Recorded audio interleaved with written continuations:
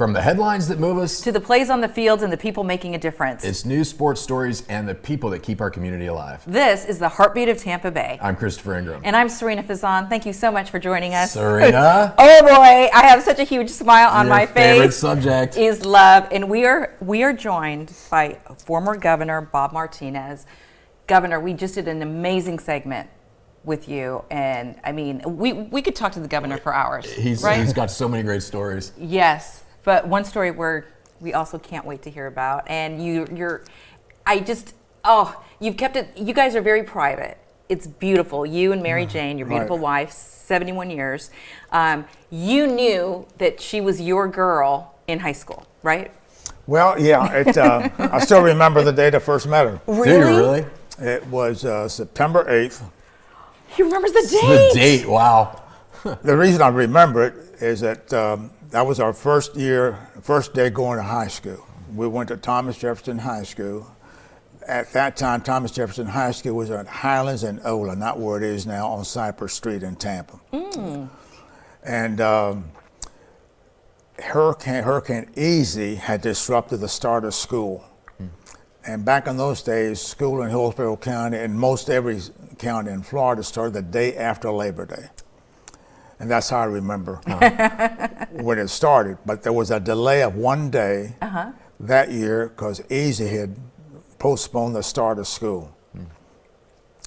When you arrived that first day, you were given a card which had your schedule. You didn't pick which courses, which homeroom or anything like that. So my homeroom teacher was Mr. Talbert. Isn't that something? Remembers names, everything. So I walk up to the second floor. It was a 3-story building.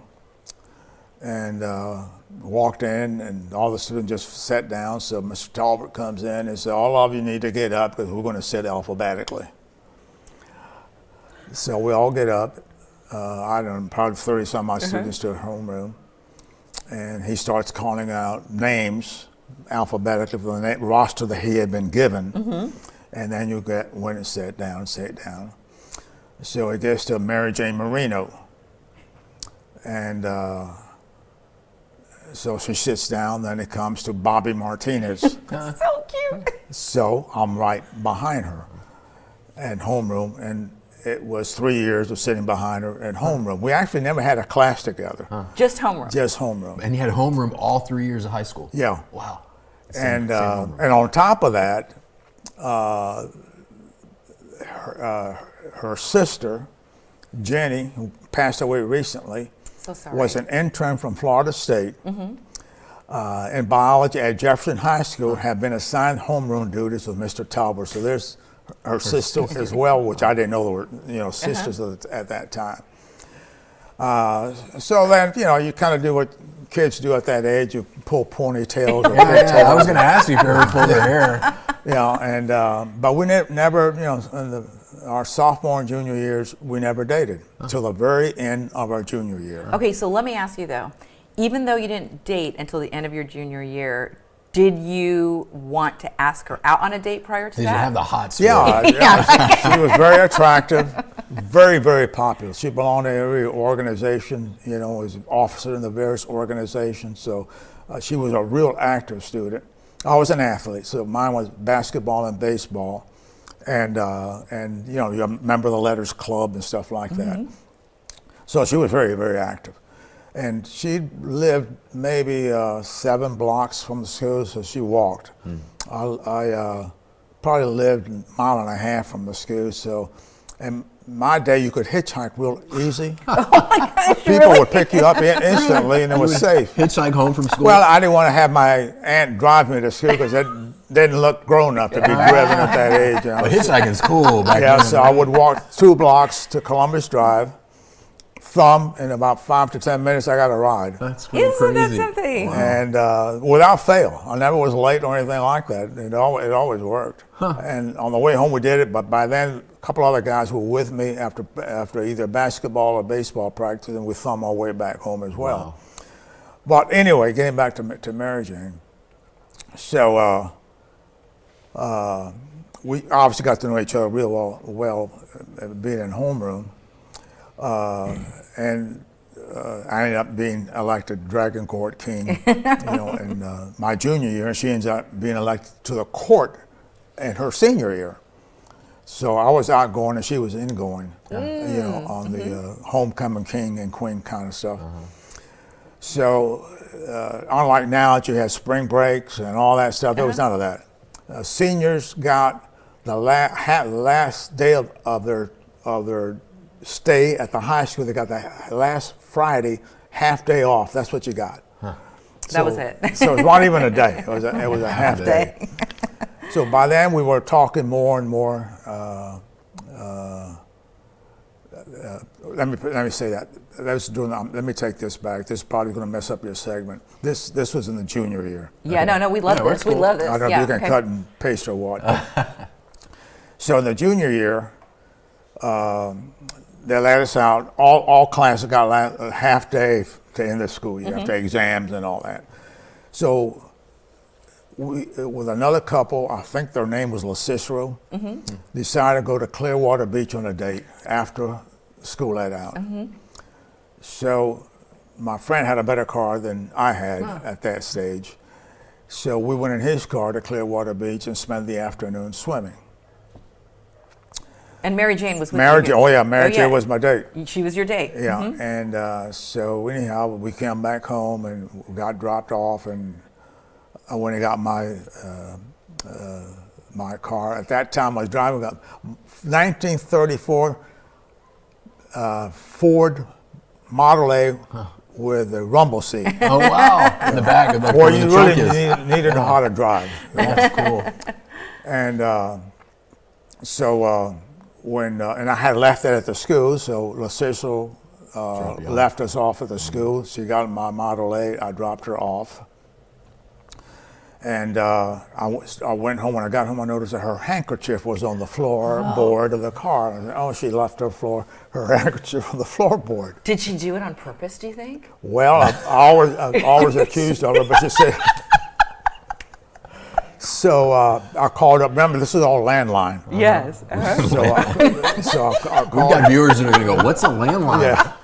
So I called her up and said, you left your handkerchief in the car. Oh, I didn't know I had left my handkerchief in the car. And I said, well, I'll be glad to take the handkerchief to you if you like. Oh, please do. And I did. And we started to date. That is the sweetest. So cool. And so shortly when school got led on to be seniors, and by then I already had earned 2 or 3 letters in a jacket and all that playing sports. So one of the first things was my sweater, one of my sweaters. You give her your letter jacket. Right. So obviously that was a common thing to do back then. I don't know if that's common today or not. I don't either. I mean, I don't either. But Ben, I know. They swap Instagram accounts. So back in those days, it was of course, we started dating the downtown theaters. All the good theaters were downtown. We did that, and periodically would go to Pinellas County to the beach, Clearwater or Indian Rocks Beach. We went to each other's families' dinners, for holidays or birthdays, whatever. So eventually, you end up getting your senior ring, graduation ring. So I got mine, and she wore it around her neck with a chain, which was common back then. That meant you were more than just dating. You're going steady. How romantic. Now you were going steady. Okay, so you graduate high school, Right. And then what happens? Well, I decided not to go out of the city to go to the university. I went to the University of Tampa. Was that because of Mary Jane? Yeah, I didn't even look, elsewhere. And there weren't that many universities. You had University of Florida.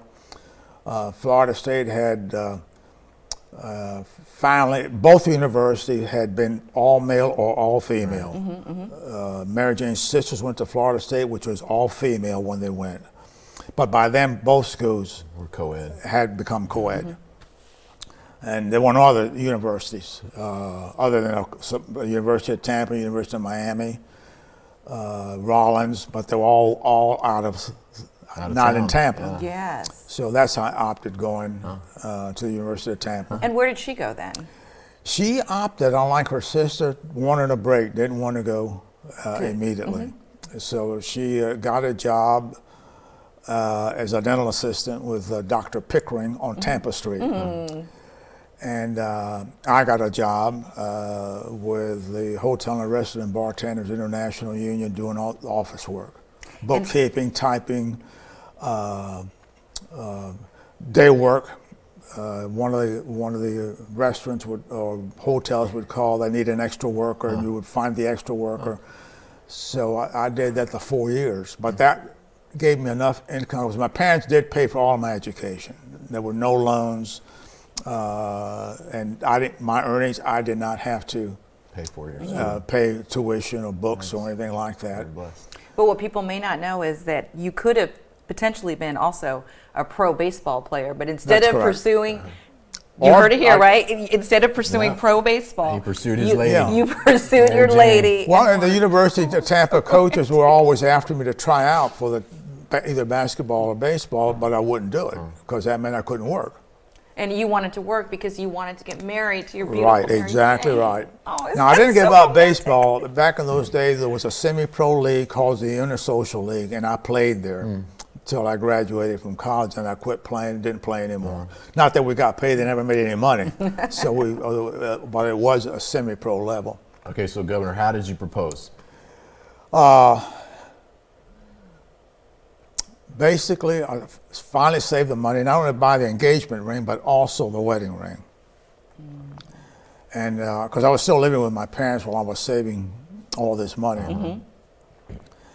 So, and by then I had a better car than the Model A. Then that Ford with the rumble Yeah, seat. so one night we said, let's go out to, I think it was Failers Drive-In. Drive-ins were very popular. Hillsborough High School had Millions, Jefferson had Failers, and Plant had the Colonnade. And each school had their own drive-in where you went there, and all the high school students from that year. So we were still doing a little bit of that, although we were both out of high school already. And then said, let's go down to the Bay Shore and take a walk. So we parked the car near the Davis Island Bridge. There's a little area that you can park where the guest fellowship is. Yes. So I parked the car there, and we started walking on Bay Shore. And after about 15, 20 minutes, we stopped, and I said, I reached in my pocket, got out the ring, and I said, can you and I get engaged? She said, what took you so long? So that's how I gave her the ring. Awesome. Oh, and you guys were 19 years old, Yeah. right? 19 And years you've been old. married Yeah. 71 And years now. this was probably late September of 54 or early fall, one or the other. And then we got married pretty shortly thereafter. We didn't wait a long time, And you have two amazing kids. I know you were an Yeah. only child, Governor. Right, So did you want two kids because Yeah, of we that did. experience? Because of that experience too? And probably the biggest adventure we did early in life, and is that I was teaching at Oak Grove Junior High, 9th grade, and Mary Jane was still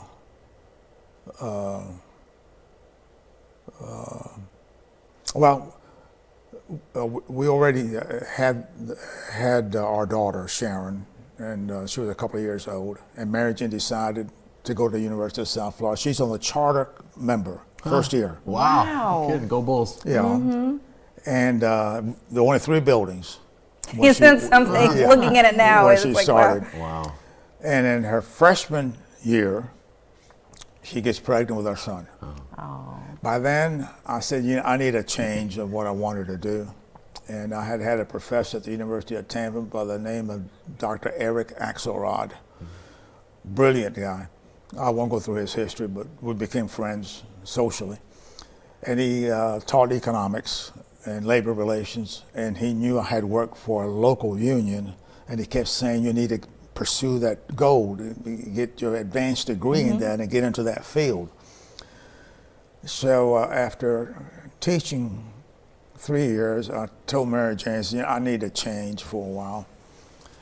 And he was from Illinois, so he kept talking about the University of Illinois, the College of Labor and Industrial Relations at the University of Illinois. So we decided to do it. Now, we went there with a 2-year, 7-month-old, a 6-month-old son. Wow. Arrived in Urbana in the middle of winter, right after Culture New Year's, shock. without housing at that time. Cold as get out when we arrived there that January. And long story short, obviously I made it, I got my degree. But had I not done that, I would not have gotten into labor relations and then became well known representing the teachers. First I represented management, then the teachers hired me. And I represented them for 9 years and became a public figure as a result of that. I know you were instrumental with the, with the strike Right. and everything that happened. And so that's one of those turning points in lives. And you have the right partner, and that's what you also told us, that you had an amazing partner that was by your side throughout this The whole journey. time. So, Governor, what would your advice be then to people Well, out there? let me tell you, in life, if you're going to make it at something, you got to take risks. You don't take risks, you don't get anywhere, quite frankly. When we did Illinois, I took all my savings. I took the money out of the retirement system in the state of Florida. Wow. I had good parents, and they kept up the mortgage of the house we had while I was gone, and whatever utilities were required. And we lived very frugally until I got my master's degree. And we had never been out of state. Well, I had been out of state a couple of times when I was a kid. None of us had seen snow. Never has been in temperatures below zero. And True natives. but we did it.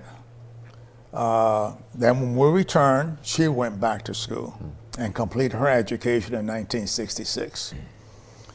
So we took turns getting each other through college. And so it's always been a partnership, and we both knew what we wanted, and both were willing to take risks, and the risk paid out for us almost every time. It's so beautiful. That's so a great story. Do you have words of advice for people out there that are, who hope to have a wonderful relationship, or maybe are in a relationship, or about to enter a relationship, or words of wisdom when it comes to love? My wife, Mary Jane, always has something. It's because we get asked a lot about why, how this has gone for 71 years. He says, well, it's really not an even 50-50 between us. It's got to be 60-70 for one over an issue. Otherwise, if it's a 50-50, there's very easy settlement. And so therefore one or another prevails over some issue, and somehow you understand it. Right. And so during the best of times and the most difficult of times, we hung together. And we have much more good than things that, I've lost elections, but we survived it. We had, it wasn't easy being in Illinois with 2 little kids in the middle of winter, no family for any assistance, living on a tight budget, but we knew what we wanted. And we did it. And all the rest followed. If we hadn't done that. And the other big thing, and I probably already talked too much, is Never. after I got done getting tired doing the teacher labor relations, my uncle happens to decide he wants to retire and sell his restaurant. And I happened to be, my marriage and I happened to be eating there on, I think it was a Friday. I had just returned from Tallahassee from lobbying. And we went there to eat, and we already had been discussing about maybe doing something else. And my uncle comes to the table, sits down to talk, and he said, Bobby, I've about had it. I'm going to retire and sell the restaurant. And I said, you are? He said, yeah, I've been at this now for some 50 years or so, and at my age, he had a little farm. I wanted to finish out my year messing around with my farm. So Mary Jane and I left, I said, you know what, we ought to think of, my family, a lot more in the restaurant business. They kept me away from it because it's a hard business. You know, It is a long very difficult hours and business. risky and all that. So over that weekend, we talked about it, and as you know, if we do it, we wouldn't have to put up our house for collateral because I don't have that money. cash. When I go borrow money, I don't have enough cash to show I got collateral. So I go talk to my uncle. His name was Fernando Carreño. Called him Freddie. And says, Freddie, I'm interested in talking to you about mine. And he says, you don't want to do this. With all that you've done in life, you want to get stuck here day in and day out, not doing anything else. And I said, no, I'm kind of tired of what I'm doing. And I want to have a change. So we negotiated a price, and across the street was an empty lot that my uncle didn't own, but I felt was needed for parking. So I made a run to buy that at the same time. So he agreed to carry the note of the agreed price, and then I went to the bank to borrow money to buy Parking lot. the property. So that all worked out. And I'll be honest with you, in under 4 years, we ended up paying for it. But we didn't take vacations. we just took what was needed to live on for our kids to have whatever they needed and maintain our house and our house. We just wanted to pay it off because our house had been put up for collateral. So we didn't want to jeopardize that at all. And we did it. But that was a turning point, because then when I ran for mayor and governor, I was a businessman, not a labor leader. Right. So it was one of those critical turning points where everybody forgot that I had headed up the teachers union. All they remember is that I ran a restaurant and was in business. Right. That's what I remember. Yeah. And I was on the board of governors of the Greater Tampa Chamber of Commerce and all the rest of it.